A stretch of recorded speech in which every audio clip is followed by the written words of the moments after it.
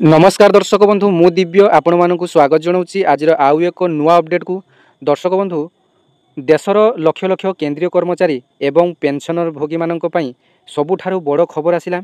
तेबे अपेक्षा करिथिबा डीए बा महंगा भत्ता को नहीं केंद्र सरकार आज विधिवत भाव में घोषणा करिसेंती एवं 3% महंगा भत्ता को एप्रूव मध्य करिसेंती, जहाकू आज आपण मानकर प्रेस रिलीज रो ऑफिशियल मेमोटी को देखैबी एवं ता सहित आज आपण माने ओडिशार समस्त न्यूज चैनल रे एक खबर मध्य आपण माने देखि पारिबे जे केंद्रीय कर्मचारी मानक पई वर्तमान 3% महंगा भत्ता डीए एवं डीआर घोषणा करा जायछि एवं यार लाभ मध्य पेंशनर मध्य पाई परिबे।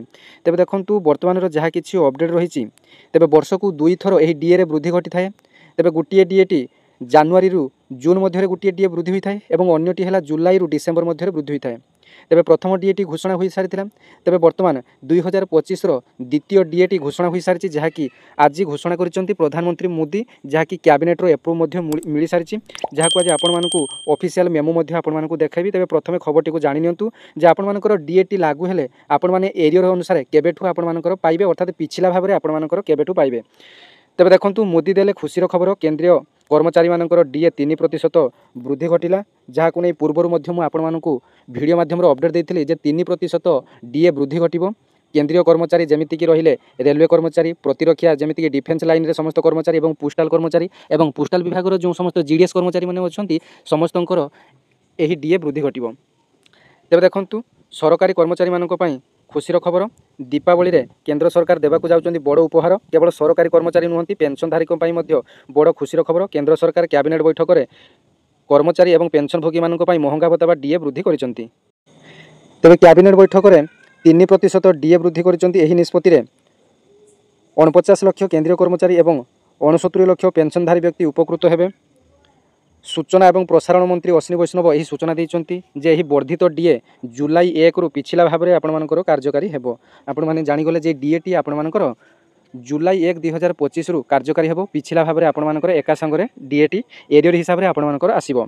एहा द्वारा सरकार को अतिरिक्त 10,084 कोटी टंकार आर्थिक बोझ पड़िबो। एही वृद्धि मूल्य वृद्धिर प्रभाव को मुकाबिला करिबा एवं कर्मचारी एवं पेंशनधारी आर्थिक स्थिति को सुदृढ़ करने लक्ष्य रे करा जायछि। तेबे अन्य शब्द रे सरकार दीपावली पूर्व लक्ष लक्ष कर्मचारी माननकू एक उपहार देइचंती। उत्सव समय रे सरकार महंगा भत्ता वृद्धि घोषणा करबा साधारण कथा। एही वृद्धि कर्मचारी एवं पेंशन भोगी को लाभ देव। पूर्व केबे डीए वृद्धि होइथिला सरकार पूर्व मध्य एही महंगा भत्ता डीए एवं डीआर जो महंगा रिलीफ 2% वृद्धि करथिले, जहाँ जनवरी 1 2025 रु लागू होइथिला, जहाँ द्वारा 11.5 नियुक्त केंद्रीय कर्मचारी एवं पेंशन भोगी उपकृत होइथिले। एही वृद्धि परे महंगा भत्ता मूल दरमार 53% रु 55% को वृद्धि पाइथिला। तेबे देखंतु आज जो 3% महंगा भत्ता घोषणा पर सीधा सड़क महंगा भत्ताटी 58% रे आपण मानकर पहुँची जाइछि। तेबे देशर समस्त केंद्रीय कर्मचारी एवं पेंशनर मानक पई सबुठारु अपेक्षा करथिले जे डीए केबे वृद्धि पाइबो। एणिकी दशहरा मध्य आपण मानकर सरी जाउछि जे केबे आपण मानकर डीएटी वृद्धि पाइबो। तेबे देखंतु यार ऑफिशियल मेमोटी वर्तमान आपण मानक मु देखैबी। तेबे आपण माने तेबे दर्शक बंधु आपण माने देखि पारुथुए यार ऑफिशियल मेमोटी जो थे आपण मानकर लिखा जाइए जे cabinet approves additional instalment of 3% dearness allowance to central government employees and dearness relief to pensioner. देखंतु आपण मानकर 1 अक्टोबर 2025 3टा 6 बेले पीआईबी दिल्ली रु आपण मानकर नोटिफिकेशन टी जारी होइछि, अर्थात केंद्र सरकार प्रेस कॉन्फ्रेंस मध्य एटा एप्रूव हो सारी।